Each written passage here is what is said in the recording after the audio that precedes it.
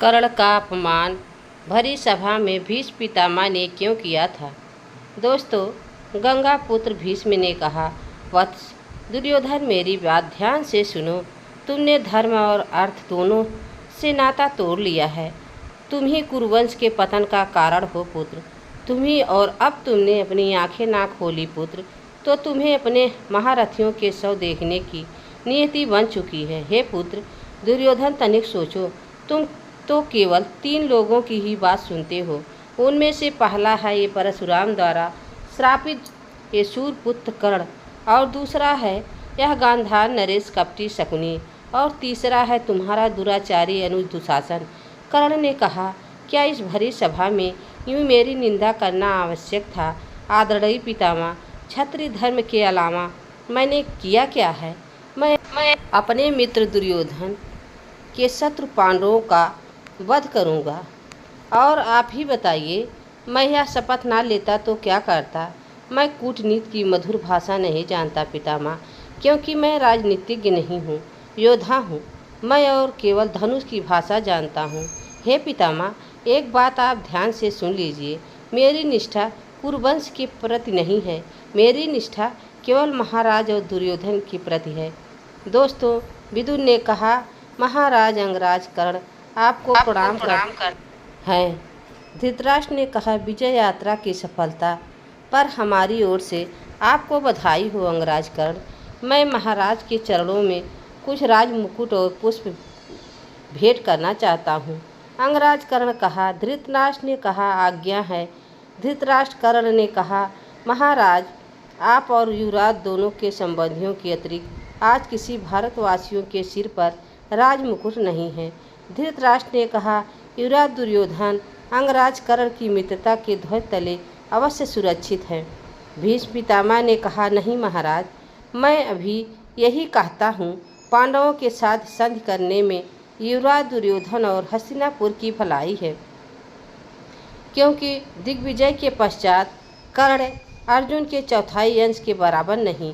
दुर्योधन ने कहा, नहीं पितामह, आज अर्जुन मेरे मित्र कर्ण के सुई के अंश के बराबर भी नहीं है, और यदि अर्जुन दिव्यास्त्र की खोज में गया है तो उसे जाने दीजिए। मेरे लिए मेरा दिव्यास्त्र मेरे दोस्त कर्ण है। दुर्योधन ने किया हस्तिनापुर में 5 भाइयों का स्वागत। दुर्योधन ने युधिष्ठिर से कहा, यह घर आपका ही है भ्राताश्री? अर्जुन ने कहा, हाँ, भगवान की दया से यह लाक्षागृह भी नहीं है। युधिष्ठिर ने कहा, तुम्हें गले लगाते हुए ऐसा लग रहा है प्रिय अनुज, जैसे किसी लंबी यात्रा से घर आ गया हूँ। अर्जुन ने कहा, प्रणाम युवराज। कहूँ या प्रणाम दुर्योधन? जो हो चुका है उसे भूल जाओ प्रिय अनुज, मैं भी उस दुर्घटना के लिए लज्जित हूँ। युधिष्ठिर ने कहा, तुम मैला ना करो प्रिय दुर्योधन, ये सब तो अभी समझ ना समझ हैं। अर्जुन ने कहा, हम लोग तो परलोक सिधा लिए होते। दुर्योधन ने कहा, तब तो हमने आत्महत्या कर ली होती।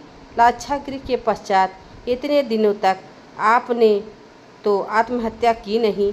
युधिष्ठिर ने कहा, ये सब तुम लोग कैसी बातें करने लगे हो? भाइयों के बीच ऐसी बातें शोभा नहीं देती। आप तो अवसर उठाकर तुरंत युवराज बन गए थे। दुर्योधन भैया, इतना कहकर वे लोग अपने महल में चले गए। तभी वहाँ दासी आकर कहती है कि महाराज आपको द्यूत कीड़ा में आपकी प्रतीक्षा कर रहे हैं। युधिष्ठिर ने कहा, ज्येष्ठ पिता श्री की आज्ञा मानने के लिए वहाँ जाना ही होगा। पांचाली द्रौपदी ने कहा, क्षत्रिय धर्म निभाने के लिए अब तो आपको द्यूत कीड़ा में जाना ही होगा। अर्जुन ने कहा, बड़े भैया, यदि आपको वहाँ जाना ही है तो आप वचन दे दीजिए कि आप वहाँ चौसर नहीं खेलेंगे। युधिष्ठिर ने कहा, क्या इसे मैं प्रतिबद्ध मानूं प्रिय अनुज? अर्जुन ने कहा, प्रतिबद्ध नहीं, अनुरोध बड़े भैया, प्रार्थना। द्रौपदी ने कहा, क्या आप ये वचन दे सकते हैं अब आप अपने भाइयों के अस्त्र और शस्त्र दांव पर नहीं लगाएंगे? युधिष्ठिर ने कहा, ज्येष्ठ पिता श्री ने आज्ञा दी तो मुझे वहाँ खेलना ही होगा। द्रौपदी ने कहा, फिर कहा कि क्या आप यह वचन दे सकते हैं कि आप उनकी स्वाधीनता को दांव पर नहीं लगाएंगे? हाँ, मैं ये वचन देता हूँ। दोस्तों, यह वीडियो आप सबको कैसी लगी कमेंट में ज़रूर बताना। चैनल पर नए हो तो लाइक सब्सक्राइब ज़रूर करना। तब तक के लिए राधे राधे, जय श्री कृष्ण, धन्यवाद।